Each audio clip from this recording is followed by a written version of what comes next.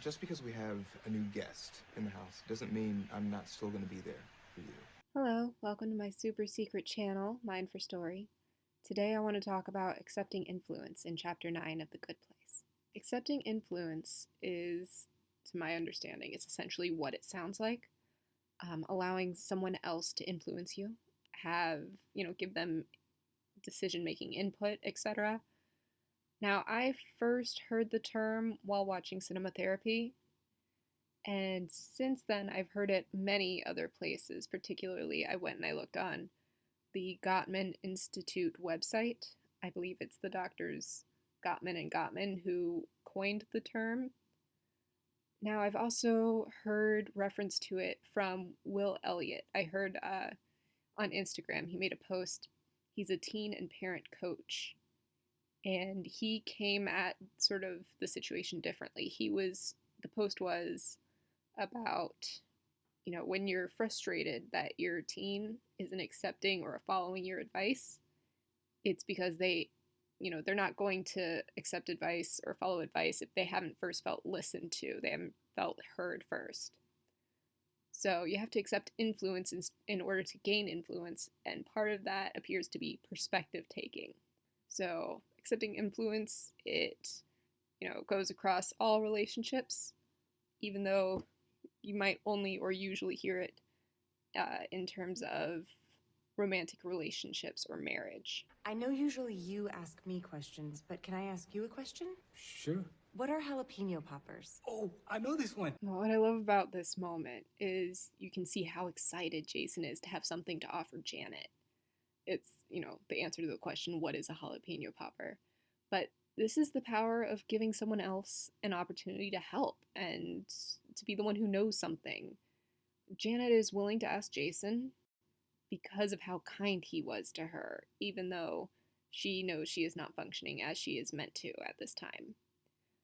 And it was that kindness from Jason that caused her to go ahead and choose to confide in him right then and to ask him this question. She's willing to accept his influence because he really gave a response to her that no one else would have if she came to them first.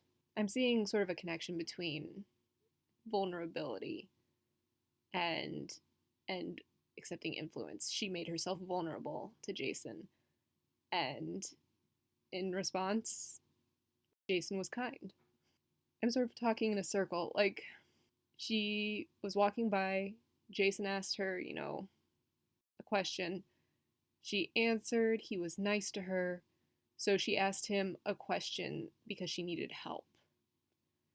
And it's when she asks the question because she needs help that you see her starting to willingly accept influence. She is asking him because she actually needs something. Oh, I love idiot humans. I gotta admit, that does sound like me. Michael is just letting the demons make fun of and mock him, and they're saying really awful things about humans while they do it. Michael's not pushing back or defending himself or the humans at all, and Tahani is sitting right there. So I'm imagining what it must be like to be Tahani in this situation. And I'm becoming keenly aware that I'm the only human in the room right now. I feel torn because I kind of want to shrink to nothingness, but I also want to take up space and air so that I can shut down this derogatory talk about humans. And my face and my neck and my chest, they're all sort of feeling hot. It's kind of like shame, but that doesn't make sense because why would anyone be ashamed for just because they're human? Now I'm seething because I feel disempowered in this shamey feeling, and I'm feeling betrayed by Michael. Why isn't he pushing back? He is not being the all-powerful savior that I need. He's not being the one Eleanor needs right now. I feel silenced, but I'm too afraid to speak here because I feel like I'm at risk now that I've heard them talk about humans. And I'm reminding myself that this is supposed to be about Eleanor. I'm going to focus on that because that'll help me to stay angry instead of scared. Right now, I'm outraged that this is who we have to negotiate with.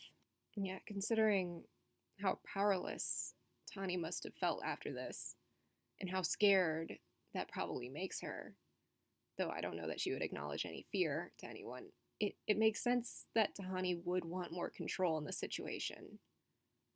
But since she can't step into, the role Michael is supposed to fill it in this negotiation, she's instead going to try and hold influence over him. Because being influential is something Tahani is used to. It's a tool in her belt that she's comfortable using most of the time. I'm going to tell you the same thing that I told Mark Zuckerberg right before he ousted Eduardo Saverin. You are smart, you are capable, and the time has come to hit unfriend. I also told Mark To lose the. Yeah, just Facebook. That was me. Tahani is doing a lot with this one speech. She's sort of telling Michael off while simultaneously giving him a pep talk, and she's name dropping to sort of show her worth / almost make a reference or an item on a resume. Like, in the past, when someone listened to me, this is how things turned out. It's Facebook. The first thing it made me think of was Professors Gilderoy Lockhart and Slughorn from Harry Potter. They're both very interested in Harry due to his fame, though for admittedly sort of different reasons, and both would absolutely drop his name if given the opportunity after having taught him at Hogwarts. And the line, "The time has come." I go to, "The time has come," the walrus said, "to talk of many things." I think that's how it's supposed to go, and I believe that comes from Alice in Wonderland. That is the first thing that comes to my mind whenever I hear anyone say "the time has come." And if I'm being completely honest, I generally remember it as quoted in Harriet the Spy, when it's being said between Harriet and Nanny. And dropping "the" reminds me of Gilmore Girls: A Year in the Life, when Lorelai does tell Rory to drop "the" in her book title to just Gilmore Girls. And it's what she's doing to show her support, because she was fighting with Rory about having, she didn't want Rory to write about her life. And this is when she says, "You go ahead." And I'm getting a lot of sort of references out of this line, and I'm remembering the line from The Help. And I think it's, you is smart, you is kind, you is important, that Abilene says to the little girl that she takes care of. And now, so I'm remembering the last time I had to go to the emergency room for one of my kids, and the nurse asked me something about the medical history. And after I gave her an answer, she sort of gently, she says, "That must have been hard." And it caught me off guard. And I don't know that I've ever had someone just acknowledge, made me feel acknowledged, my lived experience in such a way before. And it reminded me that I've been through harder things than what was going on that day in the emergency room. And we all got through it in the past. And I really appreciated that small comment and what that did for me that day. Now, I don't know if I can do the same for anyone else, like what that nurse did for me with, just a few words. But I do think I'd like to make more of an effort to try and do that, try and acknowledge other people's experiences when things come up in the future. And that was a very long train of thought away from that clip. Just goes to show how the brain operates. It goes from one thing to the next. I believe Tani says all this because if Michael doesn't accept her influence, she's going to think it means something about her. I think after seeing him not stand up for the humans against, this group of demons, I've already said I think she feels out of control, and she wants to turn Michael into sort of her avatar to fight back with. But in order to do that, she needs him to listen to her, so she's trying to prove to him that she should be listened to. That's why she's name-dropping Mark Zuckerberg. She considers that case of when she influenced Mark Zuckerberg to be like a success story that should win Michael over. But how Michael is behaving with the demons is not about Tahani, it's not about Eleanor or any human, except it is about Tahani, because he is deliberately not accepting her influence as a form of torture. That's what this is about. But who he's behaving as right now, that character, if that was truly who he was, it wouldn't have been about Tahani at all. And I want to be like him. I want to be like all the people who are here. Whoops, you can hear my toddler in the background of the clip. I didn't realize that was going to pick up when I made it. I'm going to choose to accept his influence. The world should know that sometimes I work on these videos while caring for him. Anyways, Eleanor explicitly states that she wants to accept the influences of Chidi and everyone who legitimately earn their way into the good place. She wants to be more like them. And this choice, it seems to make her happy. Accepting influence isn't about giving away your power or being a doormat. That's what I'm seeing here. It looks liberating to have someone around whose influence you want to accept. Because now, like, you have access to a new way of being, something other than how you've always behaved, that you've already experienced limitations of. So you're opening up to new options and opportunities, just like Eleanor, who's realizing she wants to belong in the good place. She wants to accept Chidi's influence, and now she's willing to fight for it so that she can stay. And I want to acknowledge how hard that is to do what Eleanor does in this moment. Like, she spent her life on Earth actively resisting everyone's influences, and she was doing it as a means to sort of protect herself. By choosing to openly say to this crowd of people, it's not a big crowd, but to this room of people, that she wants to belong and she wants to be like her friends. This is a vulnerable moment for her.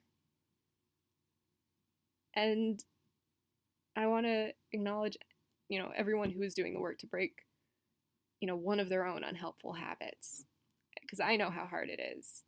But my hope for you is that you know how powerful each new, different choice is making you, even, or maybe even especially, when one of those new choices you decide was a mistake. If I'm wrong, you can take her to the bad place and punish her all you want. Just really go to town on her. Easy. And this is Michael finally standing up to Trevor. And he appears to be accepting Eleanor's influence, as it's her choice to fight that sort of galvanizes him to do the same. But I'm interested in the word town in this line. I know how it's meant, but I'm really thinking more about different neighborhoods as we see in the afterlife in this show, and how many places on Earth we see in this show. And I'm thinking about how Eleanor, Tahani, and Jason, essentially, they had to leave their usual locations on Earth, their own towns, in order to commit to a new way of being. And Tahani tried it first on her own. I think she went to a Buddhist temple at the start of season 3. But her old life found her in the form of a documentary filmmaker, and she ended up sort of getting sucked right back into her old patterns when that happened. And this conversation that Michael is currently having with Trevor ends with Michael kicking the demons out of his neighborhood. But yeah, I think what I'm getting from this sort of train of thought, I think, is that if you're struggling with an unhelpful or unhealthy habit or pattern, maybe consider a temporary change of scenery. And yeah, there is travel and vacation, which are great. And I actually just read recently that if you take a week-long vacation every 3 months, it optimizes creative output. So I think that should just be a law or something. But back to my point, those things are great. But you could also just, go to the library, go for a walk, find another third space, like a coffee shop. But trying out a new location, it could help disrupt an old behavior or instill a new one. So, yeah, I guess consider locations when you're trying to start or stop a new behavior or an old behavior. I mixed up that line. Get the fork out of my neighborhood. Is that a shocked silence? The faces don't look shocked to me. They don't read that way. I mean, Eleanor is surprised. Tahani looks really excited. I guess Chidi is pleased. I'm not sure what the look on Trevor's face is, but I don't think shocked when I look at it. I think he's displeased. Maybe he doesn't have a script for this situation. It kind of feels like it's been established in this scene that the humans should only speak when spoken to.